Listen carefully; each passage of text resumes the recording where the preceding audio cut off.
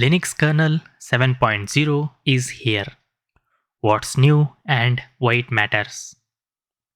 Hey everyone, welcome back to the channel. If you are into Linux, open source tech, or just love staying ahead of the curve on your operating system, today is a big day.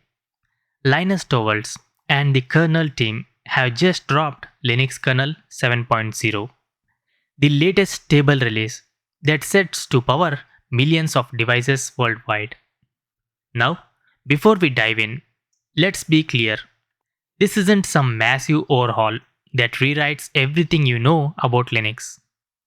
The jump from 6.x to 7.0 is mostly because Linus himself joked that he's running out of fingers and toes counting higher numbers.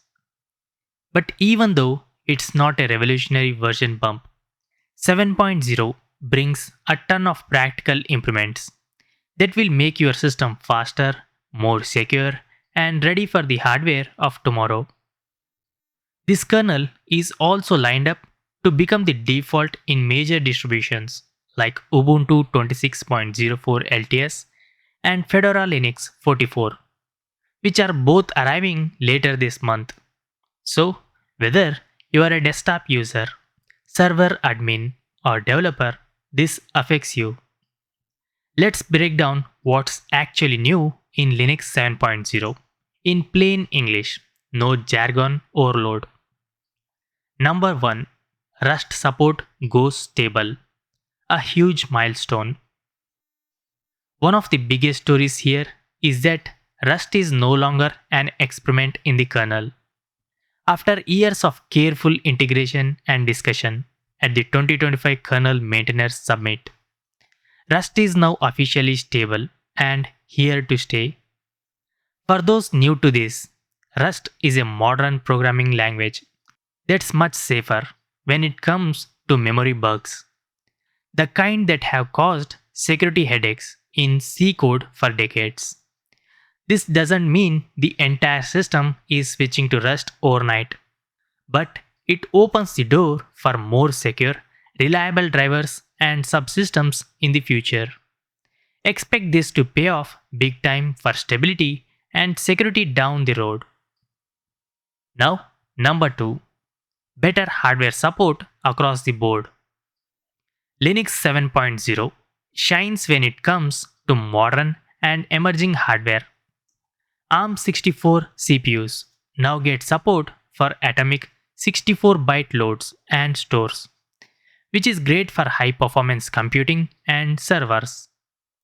RISC-V chips gain support for new security extensions, which are ZigFizz and ZigFlip. Long Arch architecture adds 128-bit atomic compare and exchange operations. On the driver front, you will see fresh support for Google Tensor SOCs, Apple Type-C PHYs, MediaTek Dimensity chips, Qualcomm's latest Snapdragon platforms, and even specific Dell Optiplex systems. There is also improved handling for SPI devices with multiple data lanes, and a new way for container tools to manage mount namespaces more efficiently. In short, newer phones, laptops, servers, and embedded devices which just work better out of the box. Number 3. File system upgrades you will actually notice. File systems got some love too. Btrfs now supports direct I/O even when block sizes are larger than the page size. Plus, early work on a remap-tree feature for better efficiency.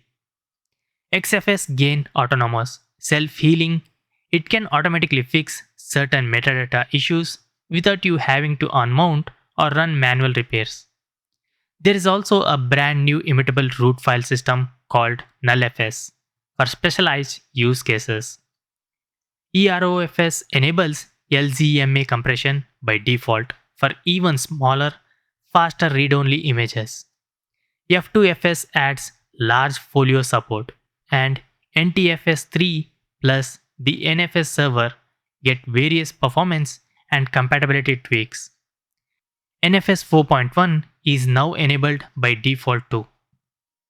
These changes mean faster file operations, better reliability, and improved storage efficiency, especially if you run servers, virtual machines, or work with large datasets. Now, number 4, performance, networking, and modern features. Under the hood, there are smart optimizations everywhere. IOing the high performance IO interface now supports non-circular queues for better cache behavior and adds CBF filter support. Swapping performance is improved. ZRAM gets compressed right back, and there is a new API for reporting file IO errors to file systems. Networking sees ACC ECN congestion control, network namespaces on vSoc sockets, and the very first bits of Wi-Fi 8, which is 802.11bn ultra high reliability support. On the virtualization side, KVM can now advertise enhanced return address predictor security, which is ERAPS, on newer AMD Zen5 Plus CPUs, plus some X2 API-C improvements. All of this adds up to snappier desktop performance, better server throughput, and smoother gaming or container workloads. Now, number 5, security and privacy enhancements. Security remains a top priority. SE Linux adds PBF token access control.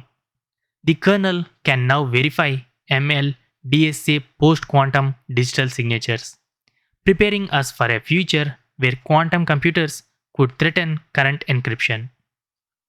NetFilter logs now show both source and destination address for better visibility. These updates help keep Linux one of the most secure operating systems out there, especially important for enterprise and cloud environments. Now, number 6, a new policy on AI and tool generated code. Linus and the maintainers also introduced official guidance on using coding tools, including AI assistance during kernel development. It's not banning AI, it's just setting clear best practices so that human review and quality stay front and center. This shows the kernel community is adapting thoughtfully to the explosion of AI tools without compromising the rock-solid standards Linux is known for. Now, how to get Linux 7.0. You can download the source right now from kernel.org or Linus Git tree and compile it yourself if you are feeling adventurous. But my strong recommendation for most people: wait a week or two until your favorite distribution packages it in their stable repositories. That way, you get all the testing and integration done for you. So, what's next? With 7.0 out the door, the merge window for Linux 7.0 is opening soon. Expect the first release candidate around April 26th. The pace of kernel development never slows down. So, what do you think? Is the Rust milestone the biggest deal for you? Or are you more excited about the file system improvements and new hardware support? Drop your thoughts in the comments below. I read every single one. If you enjoyed this breakdown, hit that like button, subscribe for more Linux and open source news, and turn on notifications so you never miss an update. Thanks for watching, stay curious, keep learning, and I'll see you in the next video. Peace out.